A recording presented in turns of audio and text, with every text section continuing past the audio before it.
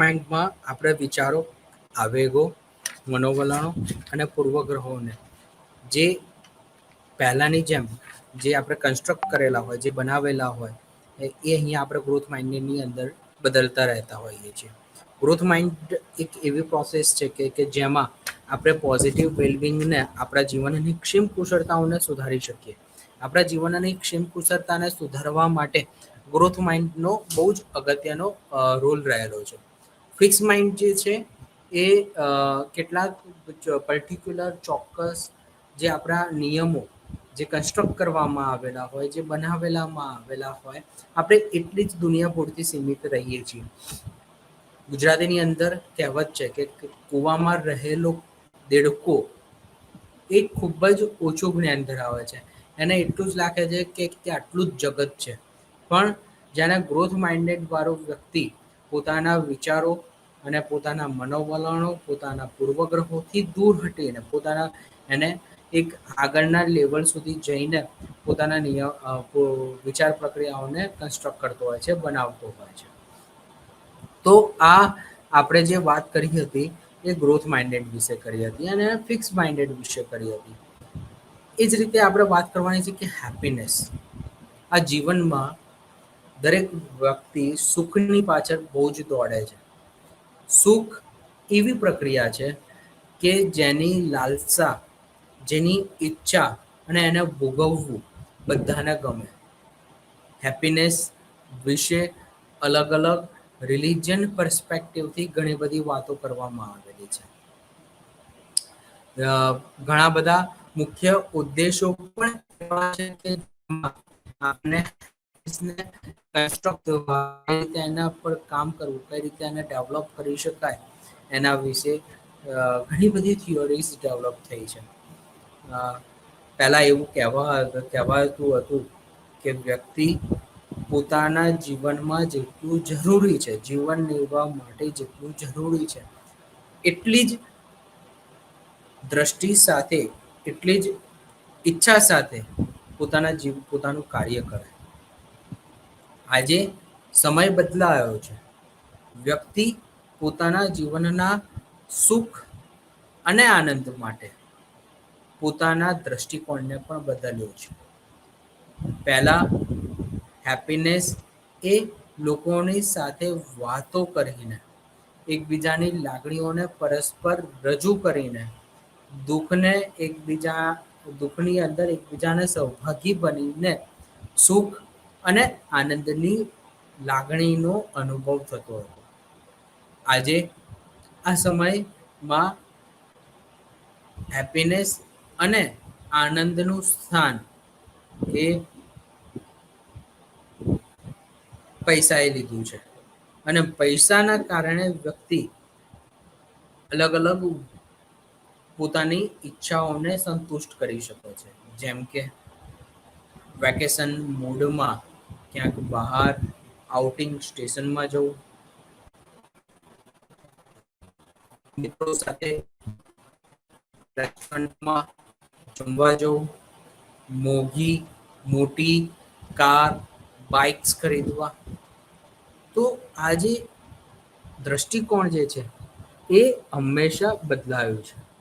તો આપણે એવું કહી શકીએ કે પહેલા આનંદ અને સુખ એ બંને લોકોની સાથે, એટલે કે સોશિયલ કનેક્ટિવિટીની અંદર હેપીનેસ સંકળાયેલું હતું. આજે હેપીનેસ એ એકબીજાની સાથે કોમ્યુનિકેશન્સમાં રહેલું સેટિસ્ફેક્શન્સ, પ્લેઝન્ટ્સ ઓફ લાઈફ એ જોવા નથી મળતું. પરંતુ સુખ, આનંદ એ પૈસા સાથે સંકળાયેલો છે.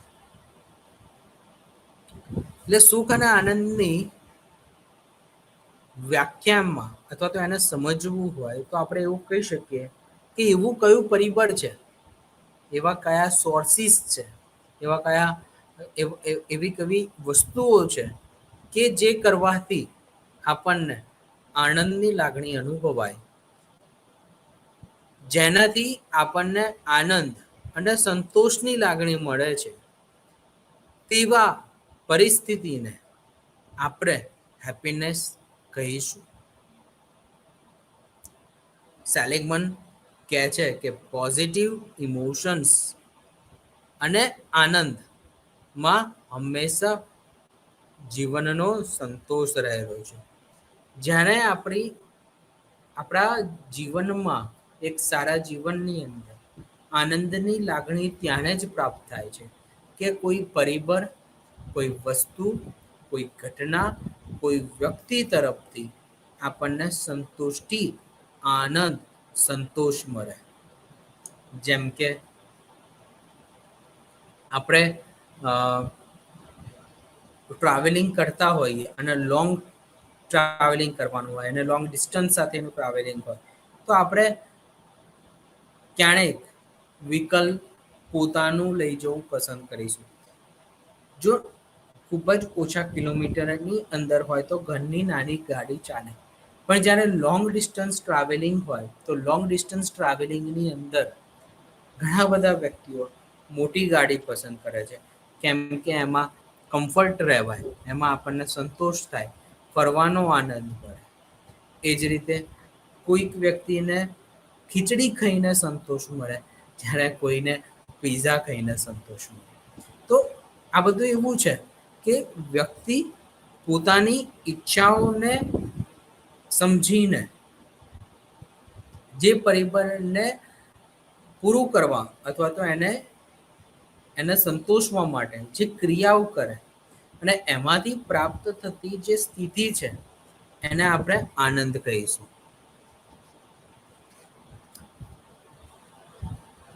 આપણે કોઈકને કોઈ ઉદ્દેશથી જીવનને જીવતા હોઈએ છીએ. એટલે માર્ટિન સેલિગમેન લાઈફને અંદર વિશે સમજવા માટેનું મોડેલ સમજાવે છે કે પ્લેઝન્ટ ઓફ લાઈફ, જીવનના સંતોષ માટે, એક સંતોષની લાગણીઓ માટે વિધાયક ઇમોશન્સ હોવા ખૂબ જ જરૂરી છે. જો મિનિંગફુલ લાઈફ જેવી હોય તો એમાં એક સારું એવું કન્ટ્રીબ્યુશન્સ આપવું પડે. આપણે જો મારે એક મોટા વૈભવી બંગલોઝની અંદર, મારા ડ્રીમ હાઉસની અંદર મારે જો મારી પાછળની જિંદગી પસાર કરવી હોય તો એના માટેનો કેટલોક પ્રયત્ન અથવા તો એની માટે કેટલાક મારે ટાસ્ક કરવા પડે કે જેથી કરીને હું મારા જીવનની લાગણીઓને સંતોષી શકું.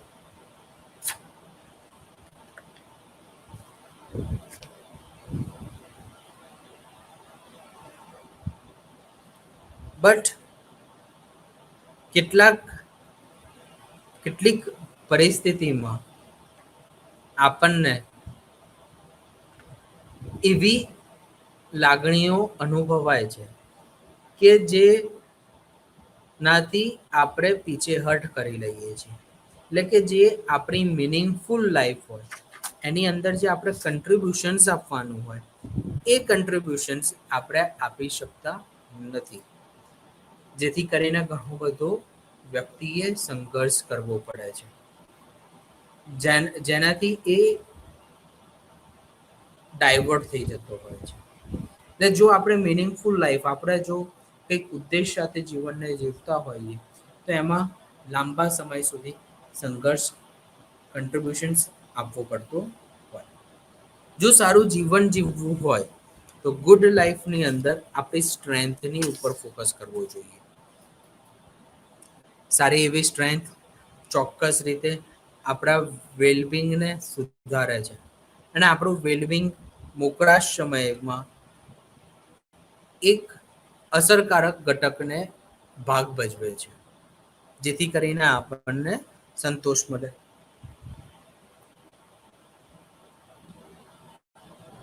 એટલે સબ્જેક્ટિવ વેલબિંગને 3 કોમ્પોનેન્ટની અંદર ડિસ્ટ્રીબ્યુટ કરવામાં આવ્યું છે. એક છે નેગેટિવ અફેક્ટ. જો વસ્તુ લક્ષી મારી ક્ષેમ કુશળતા જીવનની અંદરની સંતોષમાં કરવી હોય તો એમાં લાઈફનો સેટિસ્ફેક્શન્સ એ ખૂબ જ અગત્યનું છે. આપણે સબ્જેક્ટિવ વેલબિંગને ઇન્ક્રીઝ કરવા માટે પોઝિટિવ ઇફેક્ટને સમજવી પડે અને નેગેટિવ અફેક્ટ સાથે પણ કાર્ય કરવાનું હોય છે. હેપીનેસ એ એવી પ્રોસેસ છે કે જેને આપણે સારા જીવનના ઉદ્દેશો, સારું જીવન અને જીવનના કેટલાક અનુભવોના આધારે આપણે આનંદ અને સુખની લાગણીનો અનુભવ કરી શકીએ. તો એના માટે પોઝિટિવ મૂડ હોવો ખૂબ જ જરૂરી છે. મેં લાસ્ટ ટાઈમ કીધું હતું કે જો પોઝિટિવ મૂડ પર આપણે કાર્ય કરવાનું હોય તો હંમેશા જર્નલ, રાઇટિંગ ટાસ્ક, મેડિટેશન્સ જેવી સિચ્યુએશન્સને, જેવી પરિસ્થિતિને આપણે ફોલો કરવી પડે. કારણ કે પોઝિટિવ વેલબિંગને મેન્ટેન રાખવું એ ખૂબ જ અગત્યનું છે અને પોઝિટિવ વેલબિંગ જ આપણા મેન્ટલ હેલ્થને ફ્રેશ રાખે છે. અત્યારે જે રીતની સોશિયલ અને મેન્ટલ કન્ડિશન્સ જે વર્તાઈ રહી છે એ મેન્ટલ કન્ડિશન્સના કારણે ઘણો બધો ક્લેશ ઊભો થતો હોય અને આ ક્લેશના પરિણામે વ્યક્તિનું જીવન સંતોષમય રહેતું નથી. એટલે આ જે જીવન સંઘર્ષ, ચિંતાના કારણે ઉદ્ભવાતો જે મનોભાર જે છે એ મનોભારની અંદર નેગેટિવ મૂડ અસર કરી જતા. તો આપણે નેગેટિવ મૂડને દૂર કરવા માટે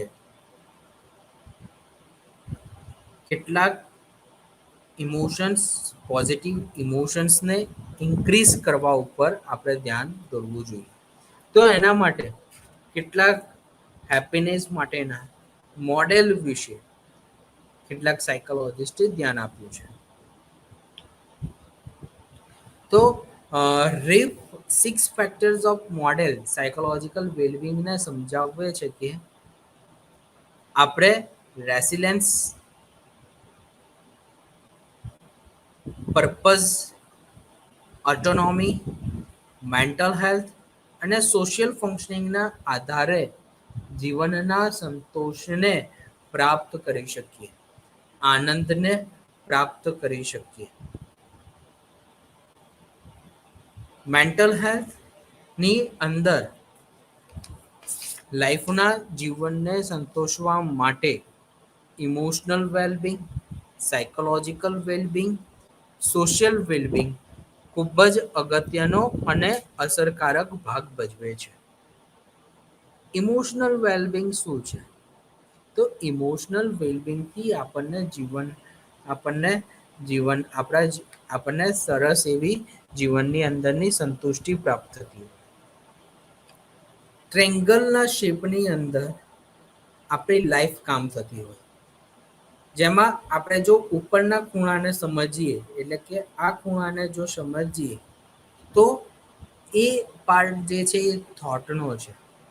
જો આપણે ટ્રેંગલની અંદરનો જો બીજો ખૂણો જો સમજીએ તો એ બીજો ખૂણો છે ઇમોશન્સનો છે. ના આ જે ત્રીજો ખૂણો જે છે આ ત્રીજો ખૂણો એ આપણા બિહેવિયરનો છે. એટલે આ જે ટ્રેંગલની શેપની અંદર આપણી સાયકોલોજીકલ લાઈફ વર્ક કરતી હોય, જેમાં એવું કહેવાય છે કે જેવા આપણા વિચારો એવું આપણું ઇમોશન્સ, જેવા આપણા ઇમોશન્સ એવું આપણું બિહેવિયર ક્યાંક ને ક્યાંક જોવા મળે છે. તો આપણા ઇમોશન્સના કારણે આપણા થોટ પર અસર થાય, આપણા થોટ પર અસર થવાના કારણે આપણા બિહેવિયર પર અસર થાય. જેમ કે રવિવારનો દિવસ હોય અને આપણે મનોમન એવું ઈચ્છા કરી લઈએ કે આજે હું કોઈ પણ પ્રકારનું કાર્ય કરીશ નહીં, આજે મારે માત્ર ને માત્ર આરામ જ કરવો છે, મને કામ કરવાનું મૂડ નથી, તો વિચારો પણ એવા જ થશે. કોઈ કામ કરવું હોય તો એ કામ કરવાની ઈચ્છા નહીં થાય અને જેથી કરીને આપણું બિહેવિયર પણ કેવું હશે, કામ કરવા માટે આપણે પ્રેરાઈશું નહીં. કામને અવોઇડ કરવું, કામને દૂર કરવું, કામથી દૂર ભાગવું, આવા પ્રકારની લાગણીઓ ક્યાંક ને ક્યાંક આપણા મનમાં ઉદ્ભવતી હોય. સો ઇમોશન્સ વેલબિંગમાં પોઝિટિવ અફેક્ટ આપણી રિસ્પોન્સની હોય. જેટલું આપણે સારી રીતે ઇમોશન્સ પર કામ કરવું હોય તો આપણે પોઝિટિવ કન્ટ્રીબ્યુશન્સ અથવા તો પોઝિટિવ ઉદ્દેશો તરફ પોઝિટિવ વર્ક તરફ આપણે જવું જોઈએ. નેગેટિવ ઇમોશન્સને એબ્સન્સ રાખવા જોઈએ. જેટલી નેગેટિવિટી હોય એવી પરિસ્થિતિથી આપણે દૂર જઈને વર્ક કરવું જોઈએ. આપણા લાઈફ સેટિસ્ફેક્શન્સ ને કન્ટ્રીબ્યુટ કરવા માટે જે ઇમોશન્સનો જે રોલ રહેલો છે એને અપનાવવું જોઈએ. ત્યારે જ આપણને જીવનની અંદર કેટલાક પ્રકારની સંતોષની લાગણી મળતી હોય. તો સાયકોલોજીકલ વેલબિંગને સુધારવા માટે શું કરવું જોઈએ? Self acceptance. જે પણ પરિસ્થિતિ હોય, જે પણ અનુભવો થતા હોય, એ દરેક અનુભવોનો એક્સેપ્ટન્સ એનો સ્વીકાર કરવો ખૂબ જ જરૂરી છે. એન્વાયરમેન્ટ સારા એવા વાતાવરણમાં આપણે અનુભવોને સ્વીકારવાના હોય. સારા વાતાવરણની અંદર અનુકૂલિત વર્તન કરવાનું કે જેથી કરીને આપણું સાયકોલોજીકલ વેલબિંગ અસરકારક રહે. પોઝિટિવ રિલેશન્સ બિલ્ડ કરવાના. પોઝિટિવ રિલેશન્સ બિલ્ડ કરવા થોડું ઘણું ડિફિકલ્ટ છે, કારણ કે આપણને ખબર નથી હોતી કે ક્યારે કોણ વ્યક્તિ આપણને મળે અને એનો પર્પઝ શું હોય, એનો એટીટ્યૂડ શું હોય. તો આવા સમયની અંદર આપણે એ વસ્તુનું ધ્યાન રાખવાનું કે હું એવા વ્યક્તિઓનો પણ સંપર્ક કરું, એવા વ્યક્તિઓની સાથે પણ કોમ્યુનિકેશન્સ કરું કે જેમાં આપણને સુખની, આનંદની, સંતોષની અને એક પોઝિટિવ વાઇબ્સની અસર થાય. તો આવી પરિસ્થિતિ ચોક્કસ રીતે આપણા સાયકોલોજીકલ વેલબિંગને સુધારે છે. જીવનમાં પોઝિટિવ પર્પઝ લાઈફની અંદર રાખવા જોઈએ. જો પોઝિટિવ પર્પઝ હોય તો આપણે જીવનને સંતોષી શકીએ. એ જ રીતે ત્રીજું વેલબિંગ અસર કરે છે એ છે સોશિયલ વેલબિંગ. સોશિયલ વેલબિંગ શું છે? Social acceptance. સામાજિક પરિસ્થિતિનો જે પણ અનુભવ અથવા તો જે પણ ઘટનાઓ છે એનો સ્વીકાર કરવો, એને ઇન્ટિગ્રેટ કરવી, જીવનમાં એમાં પોઝિટિવ કન્ટ્રીબ્યુશન્સ આપવા, આપણા જીવનના એકચ્યુલાઇઝેશન સોશિયલી જે સંબંધો આપણે સ્વીકાર કરી શકતા હોઈએ એવા સંબંધોનો સ્વીકાર કરવો. તો આવા બધા સ્ટેજીસના કારણે આપણે જીવનમાં સંતોષ અને લાગણીઓનો અનુભવ થતો હોય છે.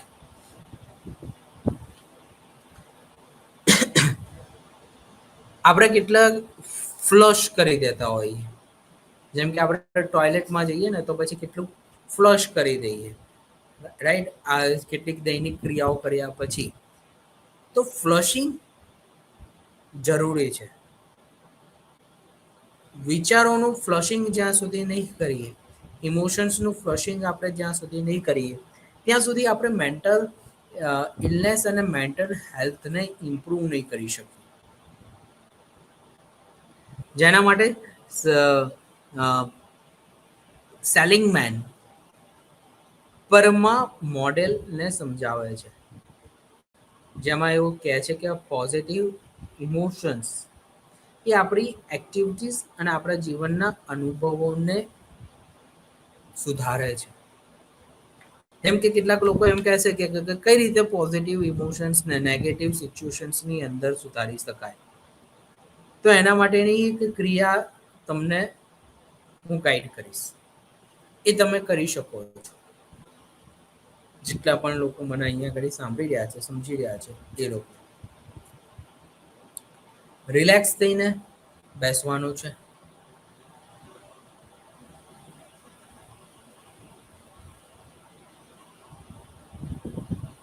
રિલેક્સ થઈને બેઠા પછી આંખો બંધ કરો.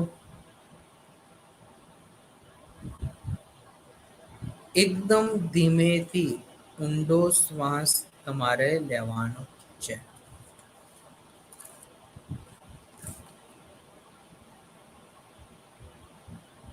સ્લોલી ઊંડો શ્વાસ લો. એને 2 સેકન્ડ માટે હોલ્ડ કરો. હવે આ શ્વાસને ધીમે ધીમે ધીમે ધીમે બહાર નીકાળો.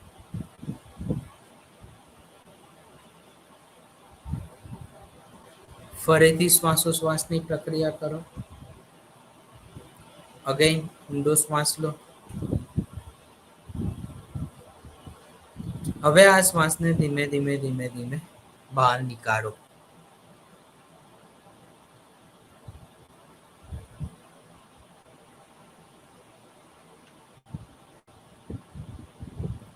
ફરીથી ઊંડો શ્વાસ લો.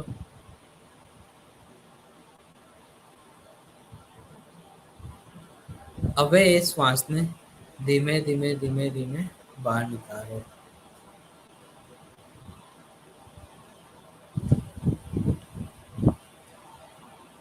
તમારા જીવનની પોઝિટિવ મુમેન્ટ્સ, સારી ઘટનાને કે જેને યાદ કરવાથી તમને આનંદની લાગણી પ્રાપ્ત થાય, એ ઘટના વિશે તમારે અત્યારે વિચારવાનું છે.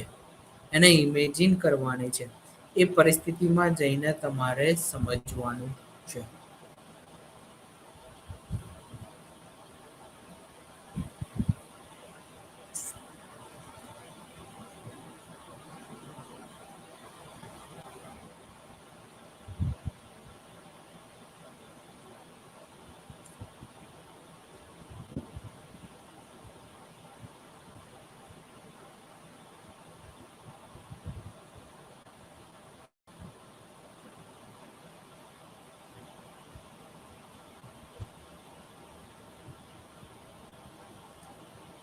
તમે એ ઘટનાને અનુભવ કરી રહ્યા છો, તમે એ પરિસ્થિતિમાં છો. જે ઘટના વિશે તમે વિચારી રહ્યા છો, ઇમેજિન કરી રહ્યા છો, એ ઘટનાને તમે નજીકથી અનુભવો છો. તમે જાણે રિયલમાં એ ઘટનાનો અનુભવ કર્યો એનાથી પણ વધારે તમે અત્યારે એ ઘટનાની આનંદ અને સંતોષની લાગણીનો અનુભવ કરો છો.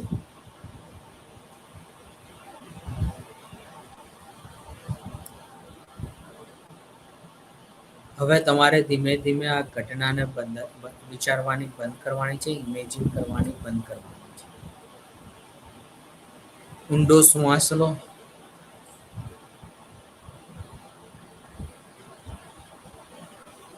હવે આ શ્વાસને ધીમે ધીમે છોડો.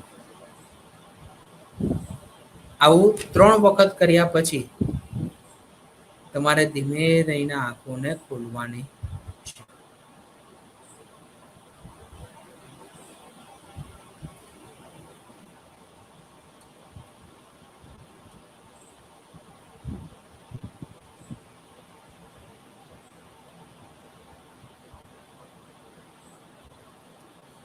રાઈટ. જાણે અત્યારે જે આપણે ક્રિયા કરી, સેલિંગમેન અને પોઝિટિવ સાયકોલોજીસ્ટ એવું કહે છે કે જેણે આપણે કંઈ નેગેટિવ ઘટનાઓની અનુભૂતિ કરીએ છીએ, તો આ પ્રકારની ક્રિયા કરવાથી આપણને આનંદની લાગણી અને સંતોષની લાગણી પ્રાપ્ત થાય છે. કે જેથી કરીને આપણું જે માનસિક સ્વાસ્થ્ય છે એની અંદર ચોક્કસ રીતે એક સુધારો થાય. અને જ્યારે આપણા આ માનસિક સ્વાસ્થ્યની અંદર જ્યારે સુધારો થાય છે, ત્યારે આપણને સંતોષની લાગણી અનુભવાતી. તો પરમાનું જે મોડેલ છે એમાં સેલિંગમેન પોઝિટિવ ઇમોશન્સમાં જણાવે છે કે જે આપણને ઘટનાઓ સંતોષની લાગણી આપે છે, આનંદની લાગણી આપે છે, તો એવી ઘટનાઓ વિશે આપણે કન્ટ્રીબ્યુશન્સ કરવાનું છે, આપણા વેલબિંગને સુધારવાનું છે. એ જ રીતે એમણે પરમાની અંદર ઈ ફોર એન્ગેજમેન્ટની અંદર વાત કરી કે જેટલું બને એટલું આપણે આપણા ઇમોશન્સને ક્રિએટ કરવાના છે. આપણે એની ઇમોશન્સની અંદર આપણા એ થોટ્સને ની સ્ટ્રેન્થ, એની વેલ્યુઝ, એના ટેલેન્ટ, એની પઝલ્સને મજબૂત બનાવવાનું છે. પછી સેલિંગમેન એમ કહે છે કે આર ફોર રિલેશનશિપ. રિલેશનશિપ એક એવું કેરેક્ટર છે કે જેમાં પોઝિટિવ ઇમોશન્સ, લવ, એક્સેપ્ટન્સ હોવા ખૂબ જ જરૂરી છે. રિલેશનશિપમાં ઓક્યુપાય થઈને મેજર પાર્ટ ઓફ આપણી જે જીવનનો ઉદ્દેશ છે એમાં પાર્ટનર, ફ્રેન્ડ્સ, કલીગ, આપણા જે સુપરવાઇઝર્સ હોય એમના તરફથી આપણી રિલેશનશિપ સ્ટ્રોંગ રાખવી જોઈએ, અથવા તો એને બેટર બનાવવા માટેના અસરકારક પ્રયત્નો કરવા જોઈએ કે જેથી કરીને આપણું વેલબિંગ ઇન્હેન્સ થઈ શકે.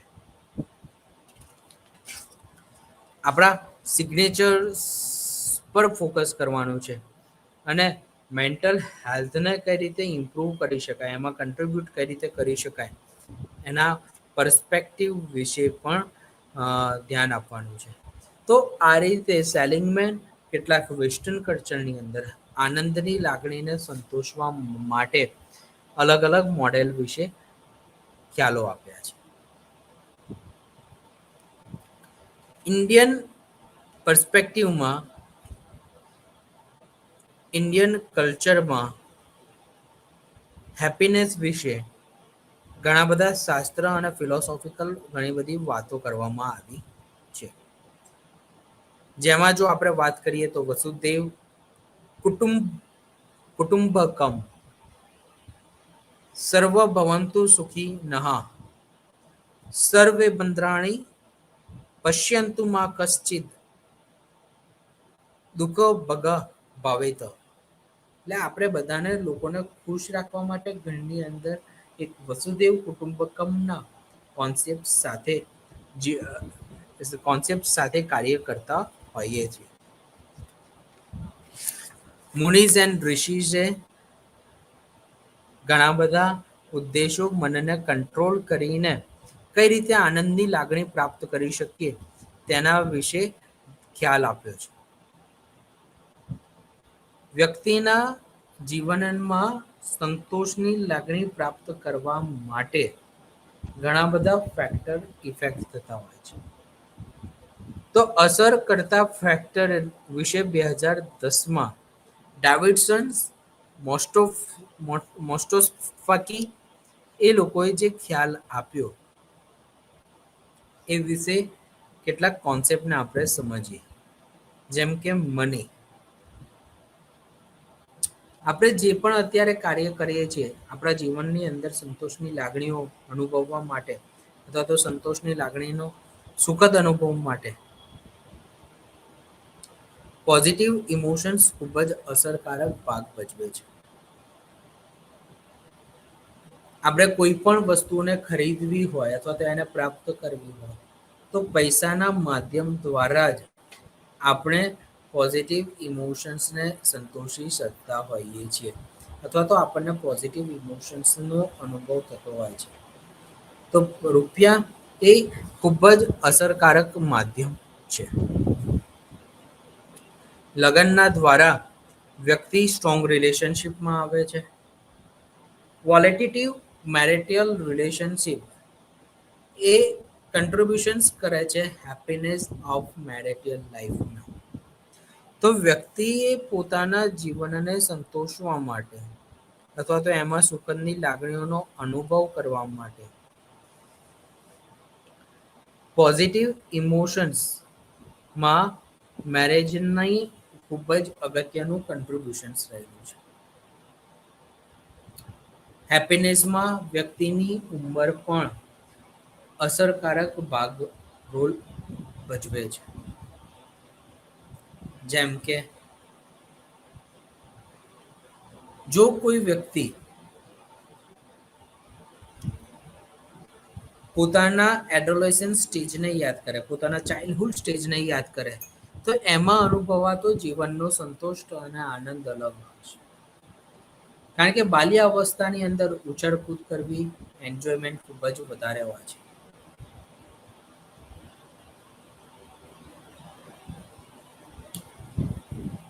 કિશોરાવસ્થાની સમય દરમિયાન વ્યક્તિનો અનુભવ બાળક કિશોરનો આનંદ અને સંતોષ એનો કરિયર એની પ્લેઇંગ એક્ટિવિટી સાથે સંકળાય છે. જ્યારે પુખ્ત વયનો થાય છે ત્યારે એને કોલેજ લાઈફ વિશે અર્લી એડલ્ટ સ્ટેજની અંદર એ પોતાના જીવનનો સંતોષ એ અ, પોતાના કરિયરને લઈને પોતાનો સંતોષ પ્રાપ્ત કરે છે. જેમ જેમ ઉંમર વધતી જાય છે તેમ તેમ વ્યક્તિનો આનંદ અને સંતોષ કરવાની અવસ્થા પણ બદલાય છે અને તેમાં તબક્કા પ્રમાણે બદલાવ આવે છે. જાતિના દ્રષ્ટિએ પણ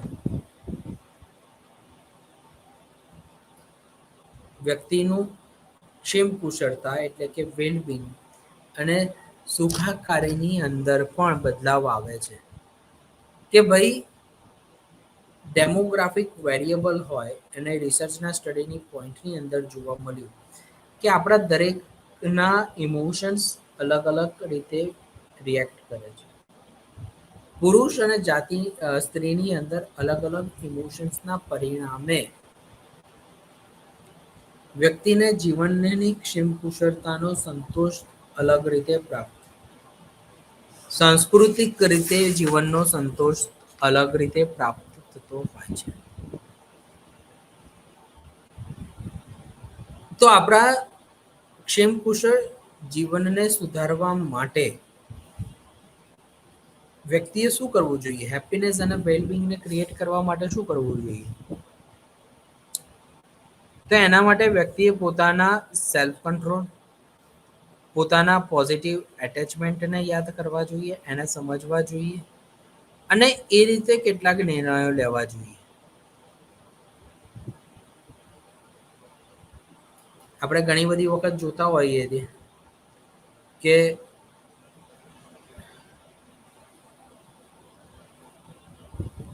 વ્યક્તિ પોતાનો જીવનને સંતોષ પ્રાપ્ત કરવા ઘણો બધો ઉદ્યમી અથવા તો ઘણો બધો પ્રયત્ન કરે અને આ પ્રયત્નશીલ સ્વભાવમાં એ પોતાની ક્ષમતા, પોતાની આર્થિક સ્થિતિ, પોતાની માનસિક સ્થિતિ વિશે જાગૃત હોતી નથી અને તે ખૂબ જ એક્સેસિવ ખર્ચ કરી લેતો હોય છે. તો આવા સમયની અંદર વ્યક્તિને સુખ અને આનંદની લાગણીનો અનુભવ નહીં થાય, જેથી કરીને ઘણી બધી તકલીફનો સામનો એને કરવો પડતો. તો હેપીનેસને કઈ રીતે મેઝર્સ કરીને બૂસ્ટ કરી શકાય? તો એના વિશે આપણે જો વાત કરીએ તો પ્રવૃત્તિની અંદર એન્ગેજ રહેવું, એની અંદર એક યોગ્યતાવાળો સમય પસાર કરવો, utilized our sense of humour કે જેના દ્વારા આપણે સુખની લાગણીનો અનુભવ કરી શકીએ, ક્રિએટ મિનિંગફુલ લાઈફ. જીવનની અંદર ઘણા બધા એવા ઉદ્દેશો નક્કી કરવા કે જેમાં આપણે નવા પ્લાનને અનુકરણ કરી શકીએ. સેમ ક્રિએટ ગોલ જીવનમાં કેટલો પોઝિટિવ બદલાવ લાવતો નથી.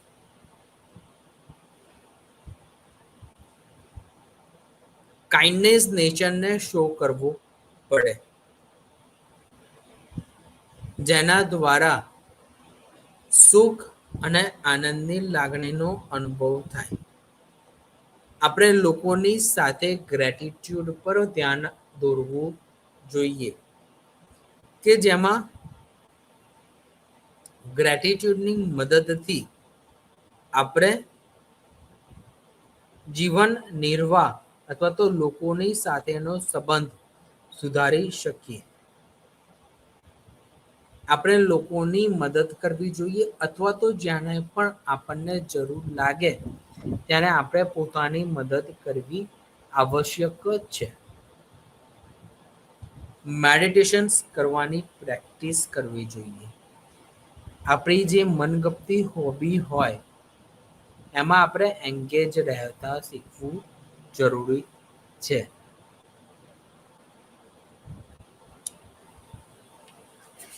જે ડેલી લેવલનો જે સ્ટ્રેસ છે એમાં રિલેક્સેશન્સની એક્સરસાઇઝ કરવી જોઈએ.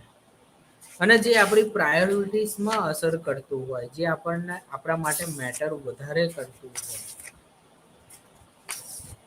એવી વસ્તુઓને અને એવા ટાસ્કને આપણે સ્ટ્રોંગ બનાવવું જોઈએ.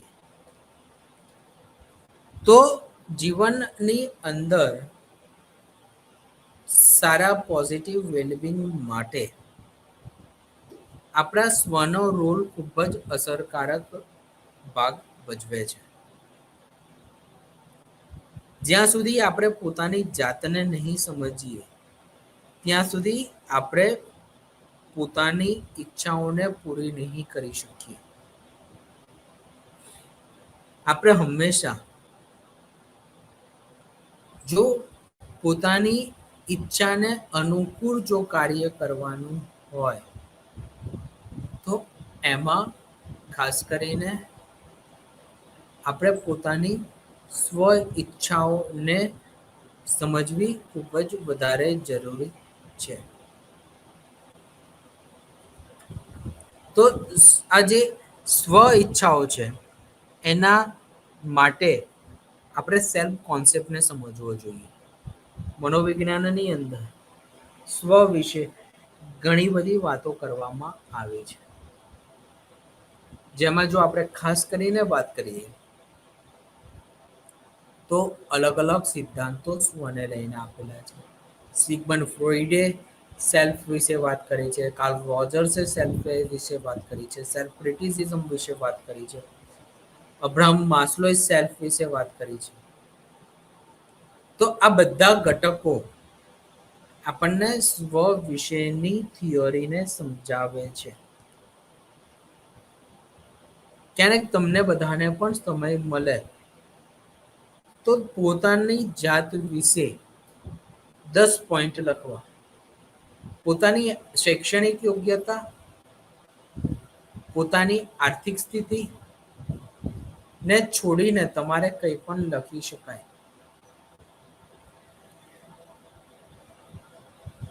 જેમ કે તમે કહી શકો કે તમને ક્યાં સમય પસાર કરવો વધારે પસંદ આવે છે. તમે કઈ રીતે પોતાના કટોકટી વાળા સમયને પસાર કરો છો.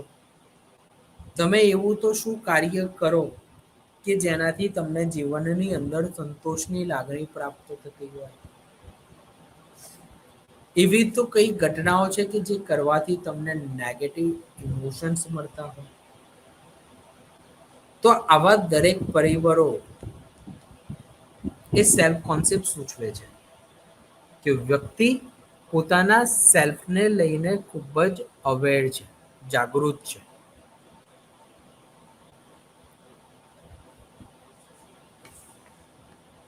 વ્યક્તિનો સેલ્ફ એસ્ટીમ એ સેલ્ફ કોન્સેપ્ટને સંતોષવા માટે અસરકારક ભાગ ભજવે છે. જ્યાં સુધી વ્યક્તિ પોતાની સેલ્ફ એફિકેસી દ્વારા જ્યાં સુધી કામ નહીં કરે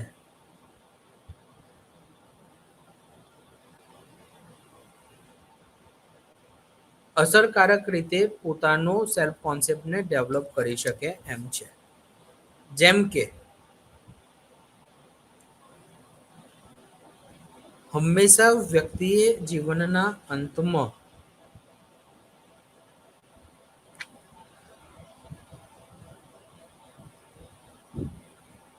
કેટલાક 10 વિધાનો જ્યારે આખો દિવસ પસાર થઈ જાય તો લખવું જરૂરી છે કે પોતે શું ઈચ્છતા હતા, પોતે શું રીતે કાર્ય કરવાનું છે અને એને ક્વોલિટી બેઝ રીતે વર્કને બનાવવું.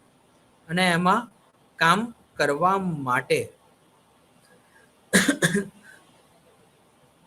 કઈ રીતે કાર્ય કરવું જોઈએ, રાઈટ? તો એના ઉપર ધ્યાન કરી શકાય, તેના ઉપર ફોકસ કરી શકાય.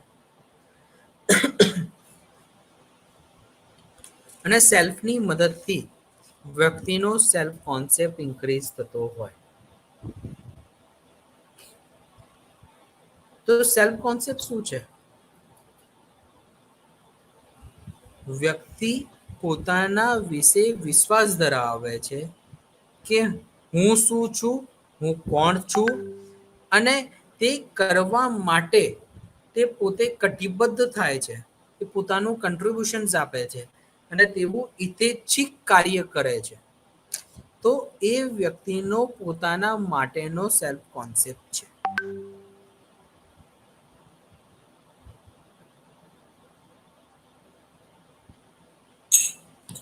વ્યક્તિના આઈડિયાઝ, વ્યક્તિની ફિલિંગ્સ, વ્યક્તિના એટીટ્યુડ પ્રમાણે વ્યક્તિનો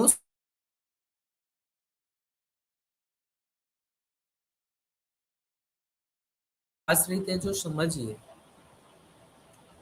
તો દરેક વ્યક્તિને ફ્લાવર્સ બહુ જ પસંદ હોય, રાઈટ?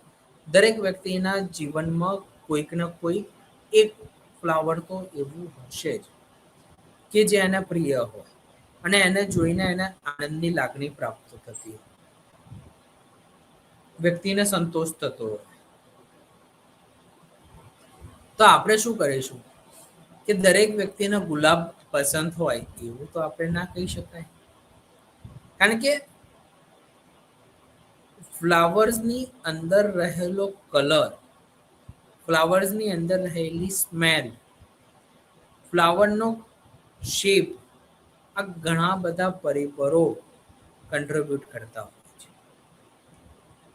તો વ્યક્તિનું એ પોતાના ઇન્ટરેસ્ટને લઈને, પોતાની ફિલિંગ્સ અને આઈડિયાઝને લઈને વ્યક્તિનો સેલ્ફ કોન્સેપ્ટ દરેક વસ્તુ, પરિસ્થિતિ અને વ્યક્તિને લઈને અલગ અલગ હોઈ શકે છે. અને એમાં જરૂરી કન્ટ્રીબ્યુશન્સ આપવાના હોય છે.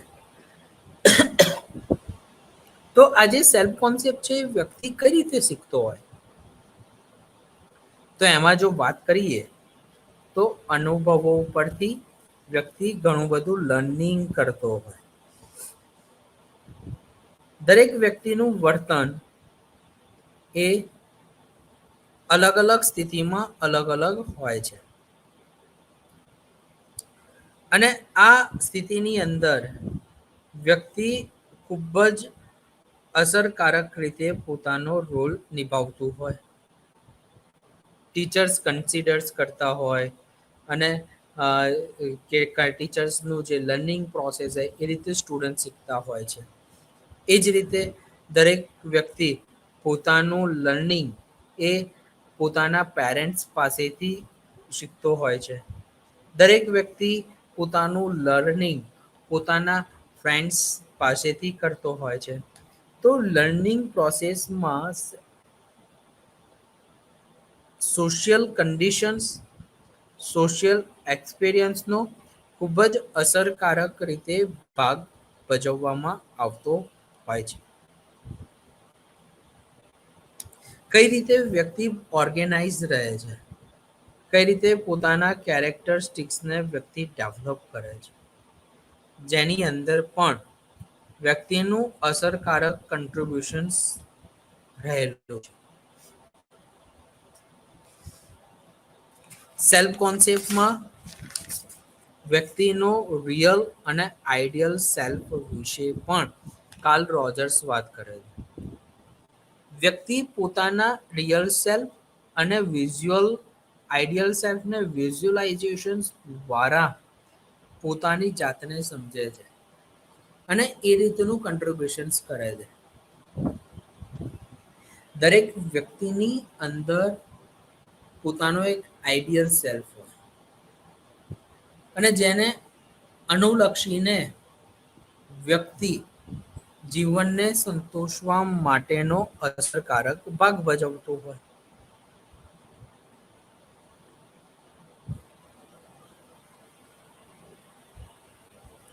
જેમ કે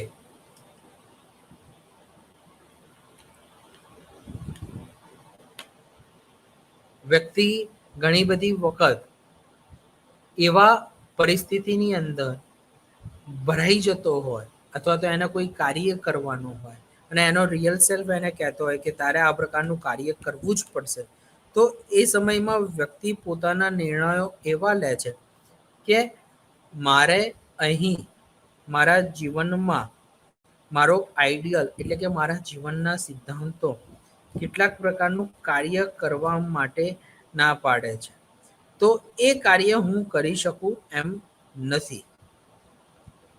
તો તે દ્વારા વ્યક્તિ પોતાનું જીવન સંતોષવા માટે અલગ અલગ કન્ટ્રીબ્યુશન્સ કરશે. તો પોતાનો સેલ્ફ એસ્ટીમ ઇન્ક્રીઝ કરવા માટે અથવા તો પોતાનો રિયલ સેલ્ફને બનાવવા માટે વ્યક્તિએ શું કરવું જોઈએ? તો એના વિશે જો વાત કરીએ તો સેલ્ફ એસ્ટીમને ઇન્ક્રીઝ કરવા વ્યક્તિએ પોતાના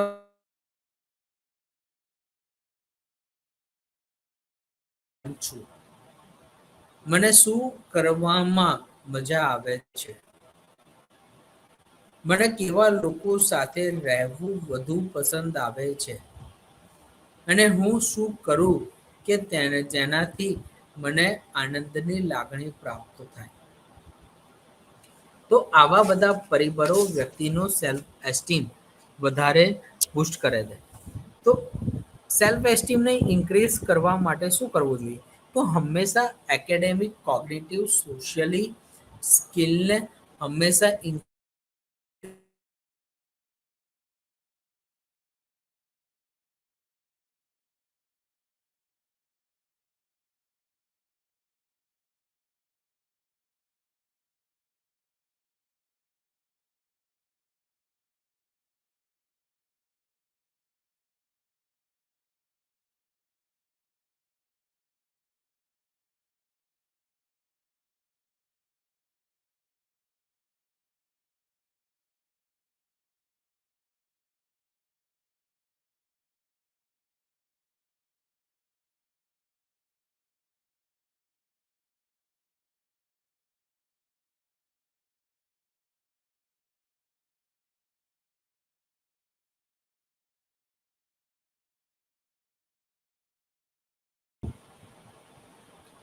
જેમ કે આપણે જીમની અંદર જઈએ છીએ બરાબર, જીવન જે ફિઝિકલ સ્ટ્રેન્થ હોય એને ઇન્ક્રીઝ કરવા માટે જે જીમ ટ્રેનર હોય અથવા તો યોગ એક્સપર્ટ હોય એ શું કરશે?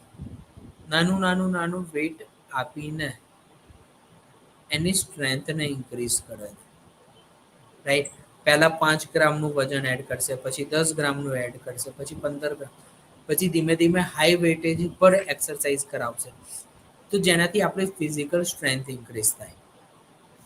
તો એ જ રીતે વ્યક્તિએ પોતાની સ્ટ્રેન્થના અકોર્ડિંગ વર્ક કરવું જોઈએ. જો હાઈ મેન્ટલ સ્ટ્રેન્થ પર કામ કરવામાં આવે તો વ્યક્તિ સારી રીતે કાર્ય કરી શકતો નથી. તો આપણે આપણા મેન્ટલ સ્ટ્રેન્થ પર કામ અનુલક્ષીને કામ કરવાનું હોય. સેલ્ફ ટોક કરવું અનિવાર્ય છે. સેલ્ફ ટોકની મદદથી વ્યક્તિ પોતાની પોઝિટિવ લાઈફને મેનેજ કરી શકે છે. વ્યક્તિએ વિઝ્યુઅલાઇઝેશન ટેકનિકને અનુકરણ કરવું જોઈએ. વિઝ્યુઅલાઇઝેશન મેથડ અસરકારક યુઝ કરવાથી વ્યક્તિ પોઝિટિવ વેને બૂસ્ટ કરતો હોય. વિઝ્યુઅલાઇઝેશન થિંગ્સ આપણને આપણી સ્ટ્રેન્થને ઇન્ક્રીઝ કરે છે. આપણે જો કોઈ પણ નવું કાર્ય કરતા હોઈએ અથવા તો કાર્ય કરવા જઈ રહ્યા હોઈએ તો એનું વિઝ્યુઅલાઇઝેશન કરી લેવું જોઈએ કે હું એને આ દરેક ટાસ્કને કઈ રીતે પરફોર્મ કરીશ. અને જો હું સારી રીતે દરેક ટાસ્કને પરફોર્મ કરી શકતો હોઉં અને એ જ રીતે પછી આપણને જ્યારે એ ઘટનાને રિયલમાં કરવાની હોય છે તો આપણે એ ઘટનાને સારી રીતે કટિબદ્ધ રીતે કરી શકીએ છીએ અને એનું એક પોઝિટિવ રિઝલ્ટ આપણને જોવા મળતું હોય છે. પોતાની સ્વ કાળજી રાખવી જોઈએ. જો આપણે પોતાની સ્વ કાળજી રાખી શકીએ તો એવા જ સમયની અંદર આપણે સ્ટ્રેસફુલ વર્કને સારી રીતે ડીલ કરી શકતા હોઈએ છીએ. આપણે યુનિક છીએ. આપણે ક્યારેય લોકોની સાથે પોતાની જાતને કમ્પેર ના કરવી જોઈએ. કારણ કે આપણે જ્યારે પોતાની જાતને કમ્પેર કરવા જઈએ છીએ ત્યારે આપણી સ્કિલ પર ધ્યાન આપવું જોઈએ અને આપણે જ્યારે બીજાની સ્કિલના અકોર્ડિંગ કાર્ય કરવા જઈએ છીએ ત્યારે કેટલીક સફળતા નથી મળતી. જેમ કે હું વાત કરું, જે વ્યક્તિ સુથારી કામ કરતું હોય અને એ વ્યક્તિને હું એમ કહું કે તમારે આ કોમ્પ્યુટરની અંદર કેટલુંક હીટ મારે છે, ગરમ જલ્દી થઈ જાય છે, તો તમે આને રિપેરિંગ કરીને આપો ને. તો પેલો જે સુથારી વ્યક્તિ હશે ને એ કહેશે, આપણી વાતની મશ્કરી ઉડાડીને કહેશે કે સાહેબ આ મારું કામ જ નથી, હું કઈ રીતે આ કામ કરી શકું. એ કે તમારો મિત્ર તો છે ને કોમ્પ્યુટર રિપેર કરે છે, તો તમે જે રીતે કોમ્પ્યુટર રિપેર કરે છે એને જોઈને તમે કોમ્પ્યુટર સુધારીને આપો, કોમ્પ્યુટરને રિપેર કરીને આપો. તમે જે રીતે ફર્નિચર કરો છો એ રીતે તમે કોમ્પ્યુટરને રિપેર કરી શકો. વ્યક્તિ કહેશે કે હું જોઈને પણ કઈ રીતે કરી શકું, મને એના વિશેનું કોઈ જ્ઞાન જ નથી, કોમ્પ્યુટર વિશેની કોઈ માહિતી જ નથી, મને જાણકારી જ નથી, તો કઈ રીતે હું કાર્ય કરી શકું. તો વ્યક્તિ પોતાની સ્ટ્રેન્થના અકોર્ડિંગ કામ કરશે. બીજા વ્યક્તિને જોઈને એની કાર્યક્ષમતાની ચકાસણી કરીને પ્રોબ્લેમનું સોલ્યુશન નથી આવતું. પ્રોબ્લેમનું સોલ્યુશન્સ લાવવા માટે પોતાનું સ્વમૂલ્યાંકન, પોતાની કાર્યરુચિ ને અંતર્ગત જ કરવું જોઈએ.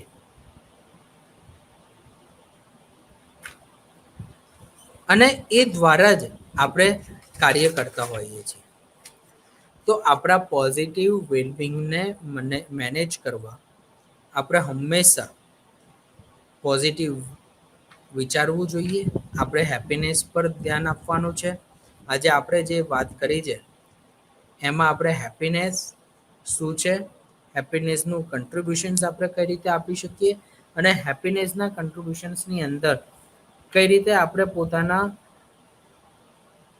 દ્રષ્ટિકોણને અથવા તો આપણા જીવનને પોઝિટિવ વેમાં લઈ જઈ શકીએ, એના વિશે આજે આપણે ઘણા બધા પોઈન્ટ વિશે વાત કરી. હવે જે આપણે એના પછી આપણે વાત કરી તો વ્યક્તિનો સ્વ શું છે, સ્વની અંદરની સમજ શું છે,